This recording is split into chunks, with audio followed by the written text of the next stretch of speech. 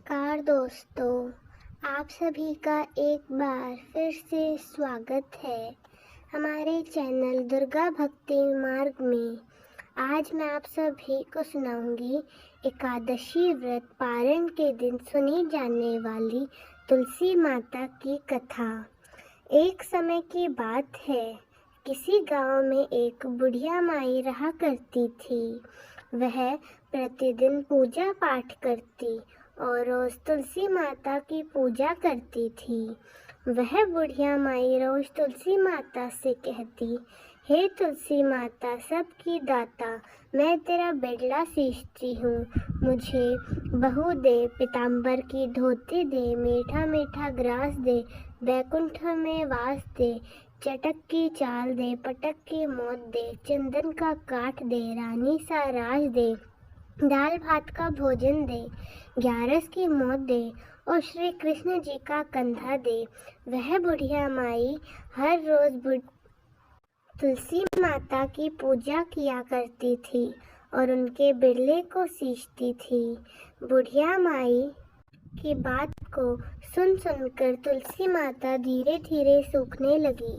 तब भगवान श्री कृष्ण ने देखा कि तुलसी माता सूख रही है और तभी एक दिन भगवान श्री कृष्ण तुलसी माता जी के पास प्रकट हुए और बोले, हे तुलसी, तुम क्यों सूख रही हो? सभी महिलाएं तुम्हारी पूजा करती हैं और हर रोज तुम्हारे बेले को सींचती हैं, लेकिन फिर भी तुम सूखती जा रही हो। इसका क्या कारण है? जिसके बाद तुलसी माता ने श्री कृष्ण से कहा कि हे प्रभु, एक बूढ़ी माई मेरे पास हर रोज आती है और एक ही बात बोलकर चली जाती है कि हे तुलसी माता सबकी दाता, मैं तेरा बेला सींचती हूँ।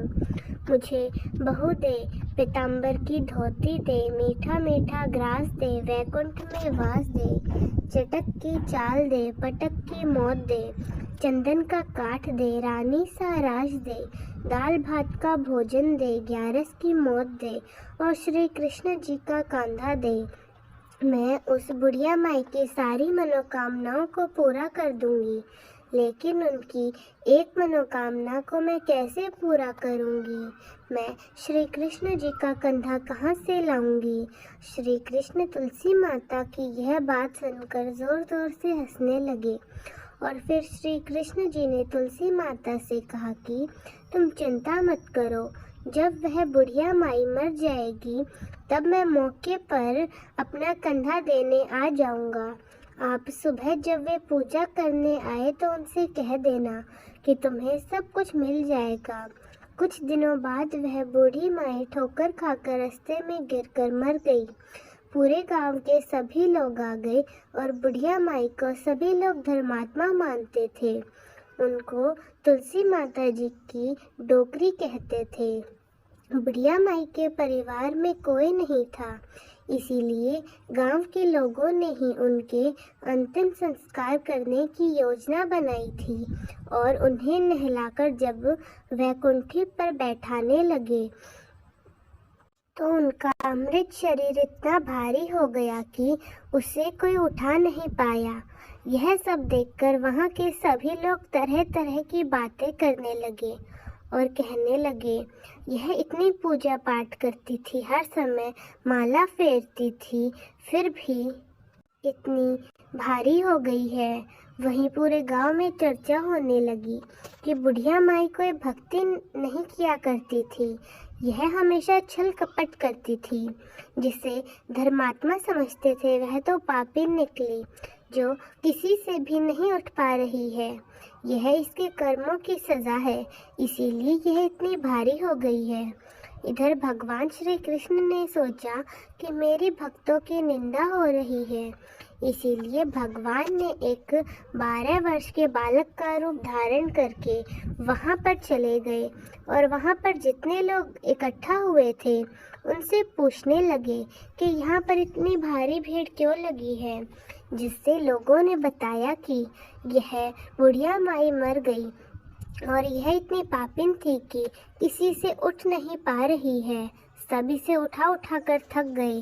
तब बालक वेशधारी भगवान ने कहा कि मुझे एक बार बुढ़िया माई के कानों में कुछ कहने दो, फिर देखो ये कैसे उठती है।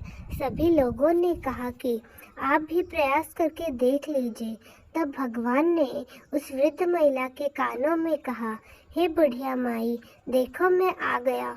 और जो भी बुढ़िया माई पूजा करते समय शब्द कहती थी वे उनके कानों में कहने लगे, तो बिड़ला सींचे मेरा, मैं करूँ निस्तारा तेरा।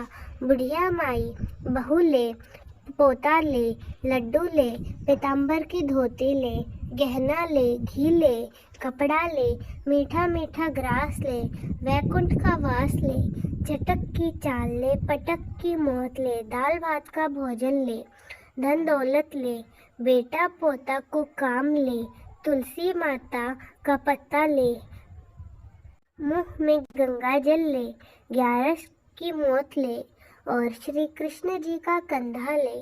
ये सब सुनते ही बुढ़िया माई हल्की हो गई। भगवान ने बोला, आओ और उनको उठाओ।